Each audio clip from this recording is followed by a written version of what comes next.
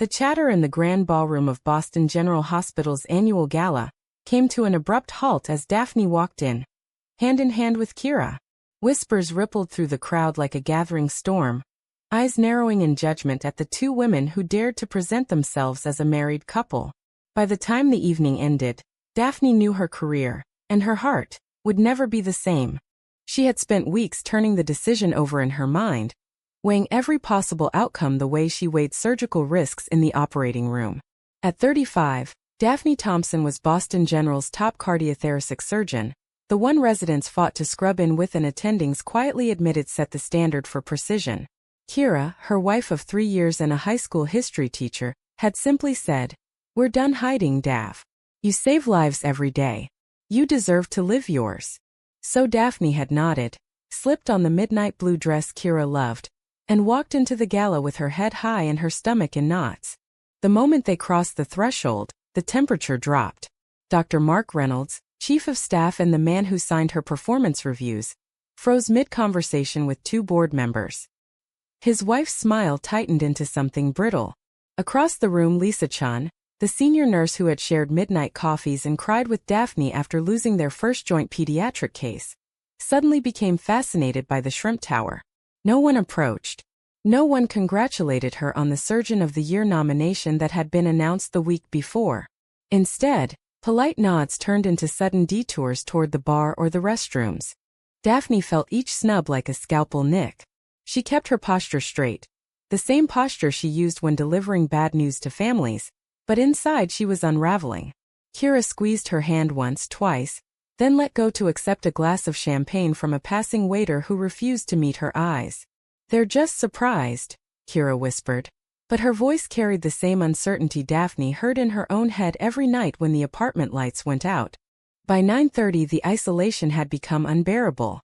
When the MC called Daphne's name for the commendation plaque, the applause was polite, brief and scattered. She accepted the heavy glass award, thanked the room in a voice that sounded steady only to her own ears, and stepped down to find the circle around her had widened. Reynolds finally approached, but only to say, "Interesting choice of date, Thompson," before steering his wife away. The words landed like a verdict. In the car on the way home through rain-slicked Beacon Hill streets, Keira kept the radio low and her hand on Daphne's knee. "We knew it might sting," she said softly, "but we did it together. That counts." Daphne nodded, but her mind was already racing ahead to Monday morning rounds, to the promotion committee meeting in 6 weeks, to the phone call she knew would come from her parents in Texas. She had spent years building a wall between her work and her truth. Tonight she had torn it down in front of everyone who mattered professionally. The price tag was already visible in the rearview mirror of every turn back. The next morning the hospital corridors felt narrower. Residents who used to crowd her for advice now murmured excuses and slipped into other elevators. During morning rounds on the cardiac floor, Reynolds reassigned 2 complex cases she had prepped for weeks. "Team balance," he said without meeting her eyes. Lisa, who had once texted her memes at 3 a.m., now charted in silence at the nurse's station. By lunch Daphne ate alone in her office, the plaque from the gala still in its gift bag on the corner of her desk. Her phone vibrated. Her mother. "Daphne Marie, your aunt sent me screenshots from the hospital's alumni page. Everyone's talking. Your father's blood pressure." The call ended the way most of them did lately, with tears and the same plea. "Just keep it private, honey. For the family." Daphne hung up and stared at the photo of Keira on her desk, taken last summer on a Cape Cod beach. The woman smiling back at her had no idea how expensive truth had just become. Daphne closed her eyes and tried to remember the girl she had been in medical school. Terrified, brilliant, and certain that love would always be worth the risk. Right now, that certainty felt like another patient she might lose on the table. By Wednesday the silence had teeth. Daphne walked into the surgeon's lounge and every conversation died. She poured coffee she didn't want, felt the weight of 20 pairs of eyes on her back, and left without drinking it. In the OR, her usual scrub tech hesitated before handing her instruments, as if touching the same tools might transmit something contagious. Reynolds scheduled a mandatory professional standards meeting for the entire cardiothoracic department. Everyone knew why. Lisa finally cornered her in the supply closet after a long valve replacement. I'm not like them, she said quickly, glancing over her shoulder. But you have to understand, Daph. Mark's been pushing for stricter family values language in the new code of conduct. He's up for the board seat next quarter. People are protecting their own careers. The betrayal landed softly but cut deep. Lisa had been the one who helped Daphne hide Keira's anniversary flowers in the break room last year, so no one would ask questions. Now she was choosing sides. That evening Keira cooked pad thai, their comfort food, and waited until Daphne had eaten half a plate before speaking. My principal asked if everything was okay at home. Apparently the rumor mill reached the teacher's lounge too. Keira's voice stayed even, but her chopsticks trembled. I told him my wife is an amazing surgeon and the rest is none of his business. But I hate that you're carrying this alone at the hospital. Daphne set her fork down. I'm not asking you to carry it. I chose to bring you. I chose to stop pretending. The words tasted like ash. She thought about the promotion packet sitting on her desk, unsigned because Reynolds had misplaced her latest case logs. She thought about the research grant that suddenly required additional ethics review. And she thought about her father's last text. We love you, but we can't watch you throw away everything we sacrificed for. The moral math kept her awake that night. If she transferred to Mass General, she could keep her marriage public and her career intact, but she would lose the team she had trained, the residents who looked to her, the research lab she had fought for.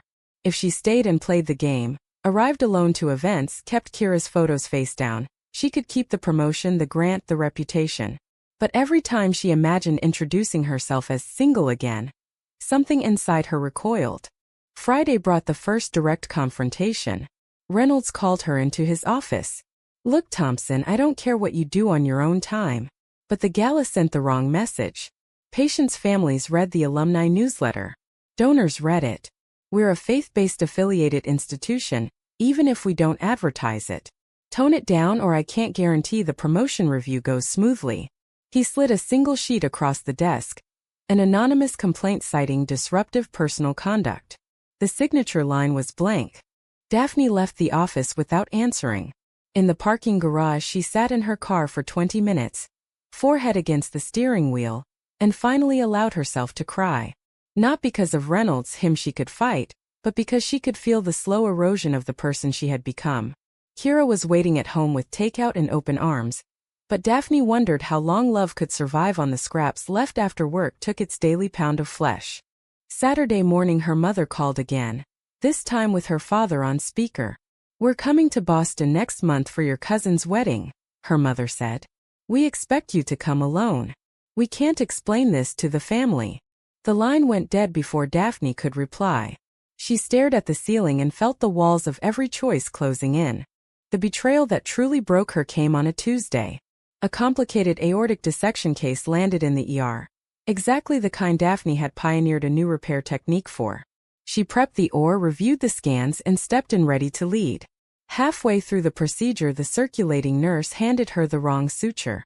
When Daphne corrected her gently, the nurse muttered, "Maybe if you spent less time parading your lifestyle you'd be more focused." The words were low but the entire team heard. Reynolds, observing from the gallery, did nothing. After closure Daphne found Lisa waiting in the scrub sink. "I didn't start the rumor but I didn't stop it either," Lisa admitted, eyes on the floor. "Mark said if I backed you publicly he'd reassign me to nights. My kid's got asthma. I can't do nights." Daphne rinsed her hands until the water ran cold. "I thought we were friends." Lisa's answer was silence.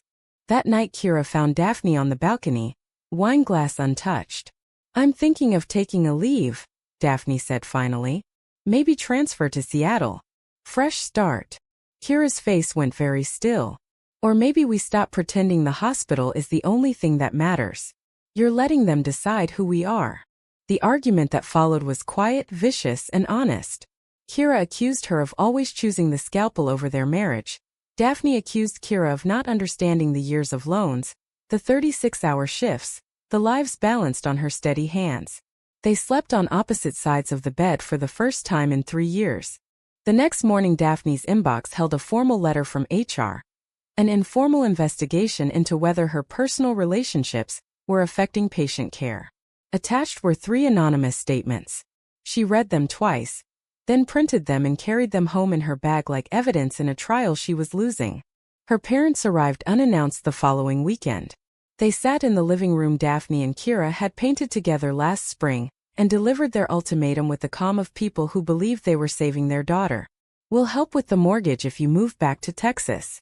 There's a cardiac program in Dallas that would love you.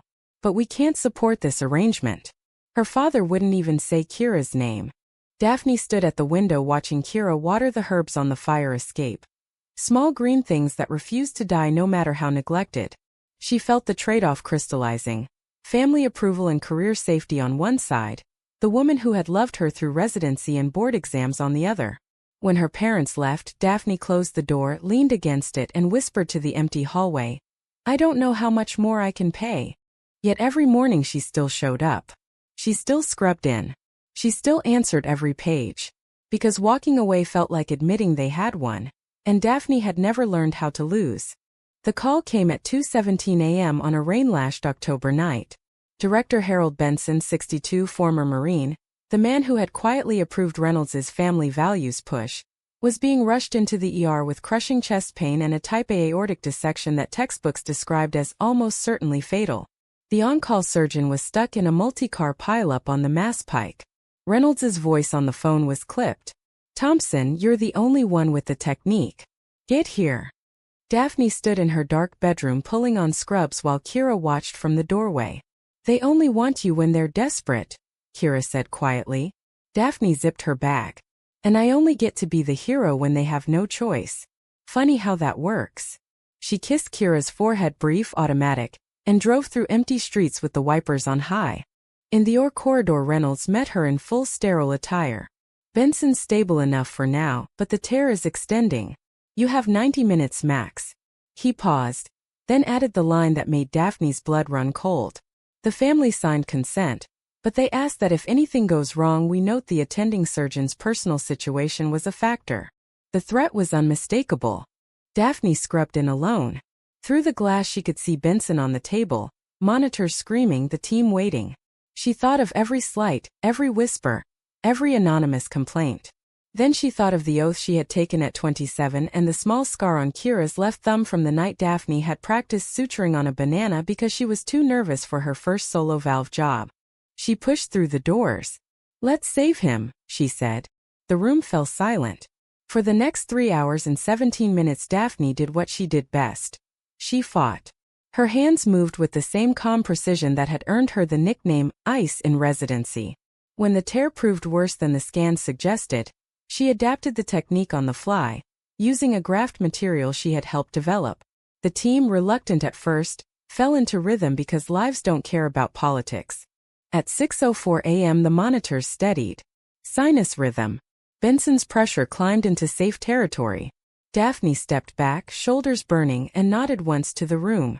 No one clapped, but no one looked away either. She found Keira asleep on the couch in the family waiting area, still in yesterday's clothes. Daphne knelt, brushed hair from her wife's forehead and whispered, "He's going to live." Keira opened her eyes and for the first time in months smiled like she used to. "Then maybe the rest of us will too." Outside the window the rain had stopped. Dawn was breaking over Boston Harbor, thin and gold. Daphne didn't know if anything had really changed, but for the first time in months the weight on her chest felt a fraction lighter. Benson woke on day 3 and asked for her by name. The nurses said he refused pain medication until he could speak to Dr. Thompson, the one who put me back together. When Daphne entered the ICU cubicle, the director looked smaller than the man who had once towered over board meetings. Tubes and wires framed his face, but his eyes were sharp. "I owe you an apology," he said before she could speak. "I let fear of optics dictate my behavior. That's not leadership. That's cowardice." He reached for her hand, trembling, foretaped, and held it. "My daughter came out last year. I didn't handle it well. Seeing you walk into that gala with your wife, it forced me to look at my own reflection. I'm ashamed it took almost dying to see clearly." Daphne stood frozen. This was the same man who had once joked in a closed meeting that certain lifestyles were bad for hospital morale. Now he was crying. She didn't know what to say, so she simply nodded and checked his chart the way she always did. Word spread faster than any memo. By the end of the week, Reynolds called her into his office again, this time without the folder of complaints. "The promotion is yours," he said, looking anywhere but at her. "And the ethics investigation is closed. Unofficially, the department wants to host a dinner. For you and Keira. If you'll come." The invitation sounded like surrender. Daphne didn't answer immediately. She thought of Lisa's averted eyes in the hallway, of the residents who still hesitated before asking her questions, of her parents' unanswered texts. Change was happening, but it was slow and uneven, like scar tissue forming over a wound. That evening she and Keira walked the Freedom Trail hand in hand. No hiding, no detours. Tourists smiled at them the way strangers smile at any couple in love. For the first time in months, the stares didn't feel like judgment, they felt like background noise. At the end of the trail, Keira stopped under the old statehouse lantern and said, "I was ready to let you go if that's what surviving required. I'm glad I didn't have to." Daphne pulled her close, breathing in the familiar scent of Keira's shampoo, and the faint trace of hospital antiseptic that still clung to her own scrubs. "I was ready to lose everything except you," she answered. Turns out the universe had other plans. But even as relief settled, Daphne felt the deeper truth. The surgery had saved Benson's life, but the real operation, the one on hearts and minds, was only beginning. 2 months later, the department dinner took place in the same ballroom where everything had begun. This time the tables were arranged differently. No head table, no hierarchy. Reynolds stood at the podium and, for the first time in his career, publicly apologized. "We failed one of our own," he said. "Dr. Thompson showed us what courage looks like when the rest of us chose comfort." The applause that followed was genuine. Daphne sat beside Keira in a simple black dress, the same one from the gala, and felt the weight of every gaze differently now. Some were still uneasy. Change doesn't erase discomfort overnight. But others, Lisa included, raised their glasses with real respect. Benson, still using a cane but walking, made his way to their table and hugged Keira like a daughter. "Thank you for sharing her with us," he said. Later, on the balcony overlooking the city lights, Daphne leaned against the railing and let the cold air clear her head. Keira joined her, slipping an arm around her waist. "You saved more than one life that night," she said quietly. Daphne thought of her parents, who had finally agreed to meet Keira for coffee next month. Neutral ground. Her mother had texted. She thought of the new research fellows who now fought to join her service instead of avoiding it. She thought of the anonymous thank you card from a patient's family that read simply, "We heard what they did to you. We're sorry. Keep saving lives." The cost had been real. Months of isolation, near breakdown, the fracture lines in her marriage that were still healing. But standing here with Keira's head on her shoulder and the city humming below, Daphne understood something she hadn't been able to see through the pain. Love had demanded everything, and in the end it had given everything back transformed. She turned to Keira and asked the only question that still mattered. Was it worth it?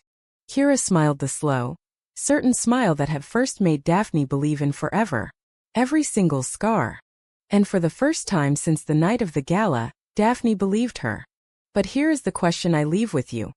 When one heroic act finally forces a hospital, a family, and an entire community to confront their prejudice, does it truly erase the years of damage, or does it simply prove that society only values our love once it needs our skill to survive? Was the price Daphne paid the cost of progress or the cost of waiting for others to catch up? You decide.